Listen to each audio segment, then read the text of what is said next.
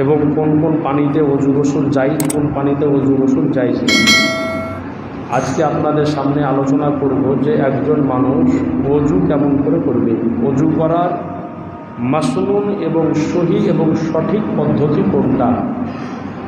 কারণ আমরা অনেকে বুঝতে পারি না, অজু করতে যায় আমাদের অজুটা মাকরু হয়ে যায়। অজু যদি মাকরু হয়ে যায় তো নামাজও মাকরু হবে।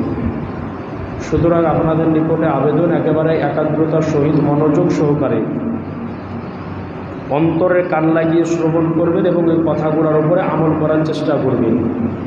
রসুলে কায়নাত সাল্লাল্লাহু আলাইহি ওয়াসাল্লাম বলেন যে অজু হলো এমন একটা জিনিস যে যখন কোনো বান্দা বান্দি অজু যখন বানায় তো যেই সমস্ত জায়গাতে অজুর পানি লাগে ওই সমস্ত জায়গার উপরে জাহান্নামের আগুন হারাম হয়ে যায়।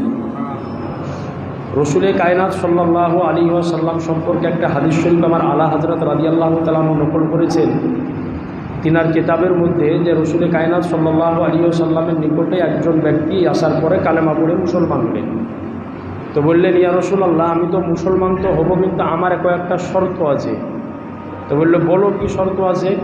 তো বললেন, ইয়া রাসূলুল্লাহ, কালেমা পড়ব, মুসলমান হব, ঈমান আনব, সব করব, কিন্তু আমি নামাজ পড়তে পারবো না। তো নবীজি চিন্তা করলেন যে ভালোই কথা, কালেমা পড়বে, ঈমান আনবে, মুসলমান হবে, নামাজ পড়তে পারবে না। তো রসুলে কায়নাত সাল্লাল্লাহু আলাইহি সাল্লামকে তো আল্লাহ পাক শরীয়তের মালিক করে দিয়েছেন।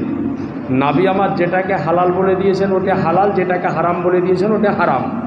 তো নবীজি বললেন যে যাও, তুমি যখন কালেমা পড়বে, মুসলমান হলে, তো তোমার যখন শর্ত নামাজ পড়বে না, তো যাও, তোমার নামাজ পড়ার দরকার নাই, নামাজের সময় তোমার বসে থাকবে, বলেন সুবহানাল্লাহ, মাফ করে দিল নামাজ। তো যখন মসজিদে নববীতে আজান হয়, নামাজ সময় যখন হয়, সমস্ত সাহাবাই কেরাম নামাজের জন্য বেরিয়ে চলে যায় নামাজ পড়তে। এর বেচারা কিন্তু একাই হয়ে যায়, ওকে আর ভালো লাগে না। তো নবীকে বললেন, ইয়া রাসূলুল্লাহ, এই সব সাহাবীরা চলে যেছে আপনার পিছে নামাজ পড়তে, আর আমাকে একা একা ঘরে ভালো লাগছে না। তো আজ থেকে আমিও ইরাদা করলাম, আমিও নামাজটা আদায় করব, বলেন সুবহানাল্লাহ। তো বললেন, ইয়া রাসূলুল্লাহ, আপনি রাখবেন, রাখার পরে এইভাবে নিয়ে যাবেন, এমনভাবে নিয়ে যাবেন যাতে এই আঙ্গুল আর হাতের এই হাতলি জানে মাথায় যেন না লাগে, এইভাবে নিয়ে যাবেন। নিয়ে যাওয়ার পরে একবারে পিছনের গাদ্দি পর্যন্ত নিয়ে যাবেন। নিয়ে যাওয়ার পরে পুনরায় আবার মাথাতে নিয়ে আসবেন। মাসা কমপ্লিট। এবার এই হয়ে গেল। হয়ে যাওয়ার পরে এই দুই আঙ্গুলি এই দুই কানের ফুটোর মধ্যে প্রবেশ করাবেন। করানোর পরে কানটার মাসাহা করবেন। কানটার মাসাহা করার পরে এই যে দুই হাত আছে, এইভাবে দুই হাতের এই গর্দানের উপরে হালকা করে বুলিয়ে নেবেন। গর্দানে বুলাবেন, গলাতে নাই, গলার গর্দান আলাদা আলাদা। কথা বোঝা গেল? গলার মাসাহা করা হচ্ছে মাকরু, গারদানের মাসাহা করতে হবে, গারদান। এই দুই গারদানে এইভাবে হাতটাকে হালকা করে বুলিয়ে নেবেন। কারণ এই জায়গাতে যে একটা মানুষের রগ আছে, এই রগের ওপরে যদি অজুর পানি যদি ঠেকে, হাতটা যদি বলানো হয়, তো মানুষের যে মানসিক অসুখ এবং যে মাথার ব্রেন নষ্ট হয়ে যায়।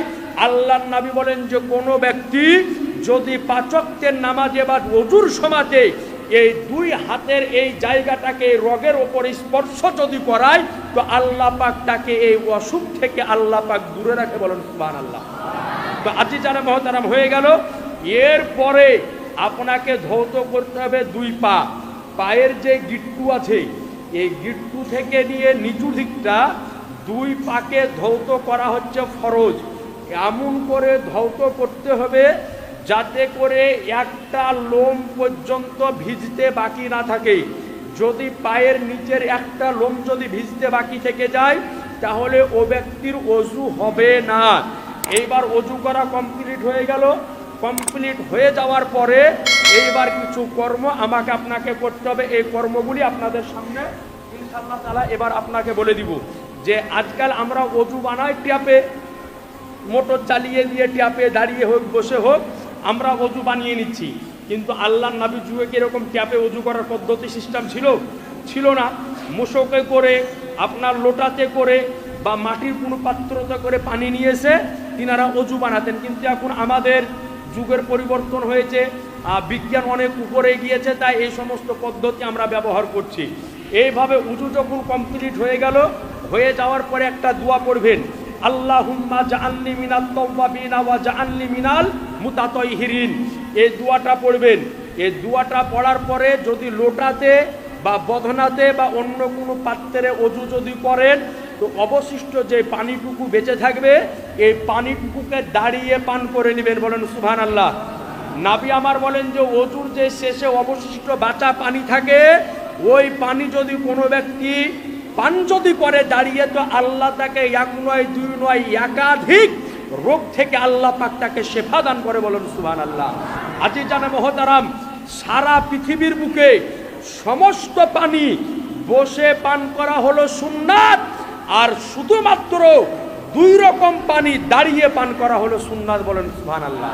তার মধ্যে এক রকম পানি হলো যে আপনার অজুর বাঁচা যে অবশিষ্ট পানি থাকে, এই পানিটা দাঁড়িয়ে পান করা সুন্নাত। আর পবিত্র মক্কা শরীফ থেকে যে হাদিস সাহেবগণ আবে জমজম আমাদেরকে এনে দেয়, এই আবে জমজম শরীফ দাঁড়িয়ে পান করা হচ্ছে সুন্নাত। বলেন সুবহানাল্লাহ। তো এই পানিটা পান করে নিলেন। এই পানিটা পান করার পরে এরপরে আপনি পড়বেন সুবহানাকা আল্লাহুম্মা ওয়া বিহামদিকা আশহাদু আল্লা ইলাহা ইল্লা আনতা আস্তাগফিরুকা ওয়া আতুবু ইলাইকা। এটা পড়ার পরে কালেমায়ে শাহাদাত পড়বেন, আশহাদু আল্লা ইলাহা ইল্লাল্লাহ ওয়া আশহাদু আন্না মুহাম্মাদান আবদুহু ওয়া রাসূলুহু, এটা পড়বেন। তারপরে ইন্না আনজালনাহু ফি লাইলাতুল কদর, এই সূরাটা আপনি পড়তে পারেন। এইভাবে এই যে আমি বলে দিলাম, এটা হচ্ছে অজু করার একটা মাসনুন এবং সহজ এবং সঠিক পদ্ধতি। এই নিয়মে আমাকে ও আপনাকে অজু বানাতে হবে। এবার উপরে আমি যে সমস্ত কথাগুলা বললাম, এর মধ্যে কিছু কথা আছে ফরজ, যেগুলো আদায় করা জরুরি করতে হবে। এর মধ্যে কিছু কথা আছে সুন্নাত এবং মুস্তাহাব। তো এই যে যতগুলি কথা বললাম, এর মধ্যে অজুর মধ্যে 4টা কাজ হচ্ছে ফরজ। কয়টা কাজ? জোরে বলেন। 4টা কাজ হলো ফরজ। এই 4টা কাজ যদি আদায় না হয় তাহলে অজু আপনার হবে না। 1 নম্বর হলো এই মুখমণ্ডল ধৌত করা হচ্ছে ফরজ। যদি মুখমণ্ডল ধৌত করতে যদি কমতি হয়ে যায়, এরপরে আপনার যদি কোনো জায়গা মুখের ভিজতে বাকি থেকে যায়, তাহলে ও ব্যক্তির অজু হবে না। 2 নম্বর ফরজ হলো এই হাত ধৌত করা কহিনা সমেত। যদি একটা লোম ভিজতে বাকি থাকে, ফরজ আদায় হবে না, অজুও হবে না। 3 নম্বর হলো মাথা মাসাহা করা। যদি মাথা মাসাহা যদি না করে, তাহলে ও ব্যক্তির ফরজ আদায় হলো না, অজুও হলো না। 4 নম্বর হলো যে টাকনু পর্যন্ত পাও ধৌত করা। যদি পা ধৌত না করে, তাহলে ও ব্যক্তির অজু হবে না। সুতরাং আমাকে আপনাকে এই পদ্ধতিতে এইভাবে অজুটা বানাতে হবে। এবার অজুর মধ্যে কিছু মাকরু জিনিস আছে। এর মধ্যে একটা মাকরু জিনিস যেটি আমাদের দ্বারাতে প্রায় হয়ে যায়, অজু করতে গিয়ে প্রয়োজনের বেশি পানি খরচ করা হচ্ছে মাকরু। প্রয়োজনের বেশি পানি খরচ করা হলো মাকরু। আপনার পানি লাগবে 1 লোটা, আপনি খরচ করছেন 3 লোটা, তাহলে বেশি হলো না কম হলো? বেশি হয়ে গেল। আর বেশি যদি হয়, যদি প্রয়োজনের চাইতে বেশি হয়, তাহলে অজুটা মাকরু হয়ে যাবে। সুতরাং আপনার যতটুকু প্রয়োজন অতটুকু আপনাকে খরচ করতে হবে। দেখা গেল যে আপনি অজুখানাতে বসে অজু করছেন, ট্যাপকে ঘুরিয়ে রেখে দিয়েছেন, মানুষের সাথে গল্প চলছে, হাত ধুচ্ছেন, এটা করছেন ওটা করছেন, ওইভাবে করলে অজুটা মাকরু হয়ে যাবে। যতটুকু প্রয়োজন অতটুকু খরচ করতে হবে। আবার প্রয়োজনের চাইতে কম খরচ করা হচ্ছে মাকরু। যতটুকু প্রয়োজন ওর চাইতে যদি কম আপনি খরচ করেন, যে দেখা গেল যে কম খরচ করলাম যাতে আমার কোনো সুন্নাত মুস্তাহাব ছুটে গেল, তাহলে অজুটা মাকরু হয়ে যাবে। সুতরাং বেশিও করা যাবে না, কমও করা যাবে না। যতটুকু প্রয়োজন অতটুকুই আপনাকে ব্যবহার করতে হবে। আরেকটা কাজ যেটা আমরা করি, অজু করতে গিয়ে কাবার দিকে কুল্লি ফেলা, খারকারাহা ফেলা, নাক পরিষ্কার করে ফেলা, এটাও হচ্ছে মাকরু। অজু করতে গিয়ে পশ্চিম দিকে মুখ করে কুল্লি ফেলা যাবে না, কাবার দিকে মুখ করে। আপনার খারখারাও ফেলা যাবে না, মুখ হাত পরিষ্কার করে এদিকে ফেলা যাবে না, ফেললে অজুটা মাকরু হয়ে যাবে। আর একটা জিনিস যেটা প্রায় হয়ে যায়, অজুর পানি নাপাক জায়গাতে গড়ানোটা হচ্ছে মাকরু। অজুর পানি নাপাক জায়গাতে যেন না যায়, অজুর পানি নাপাক জায়গাতে যেন না যায়। নাপাক জায়গাতে গেলে অজুটা আপনার মাকরু হয়ে যাবে। এরপরে প্রথমে বলে দিয়েছি, অজু করতে বসে বিনা কারণে দুনিয়াবি কথা যদি বলে তাহলে অজুটা মাকরু হয়ে যাবে। সুতরাং অজু করতে বসে দুনিয়াবি কথা বলা যাবে না, বেশি পানি খরচ করা যাবে না, এতটা কমও করা যাবে না যাতে সুন্নাত মুস্তাহাব ছুটে যায়। এই সমস্ত কর্ম যদি করে নেয় তাহলে তার অজুটা মাকরু হয়ে যাবে। আল্লাহ পাক যেন আমাকেও আপনাকে এই সমস্ত মাসলা মাসাইলের উপরে আমল করার তৌফিক দান করে। জোরে বলেন আল্লাহুম্মা আমিন। আরেকটু জোরে বলেন আমিন। ইনশাআল্লাহ তাআলা এখন প্রতি জুমাতে আজকে আপনাদেরকে অজু করার পদ্ধতি বলে দিলাম, সামনে সপ্তাহে বলে দিব যে অজু কোন কোন কারণে ভাঙে, কি কি কারণে অজু ভাঙে। আমরা অজু করে নিয়ে বুঝতে পারি না যে কখন আমার অজু ভেঙে গিয়েছে, কখন অজু চলে গিয়েছে।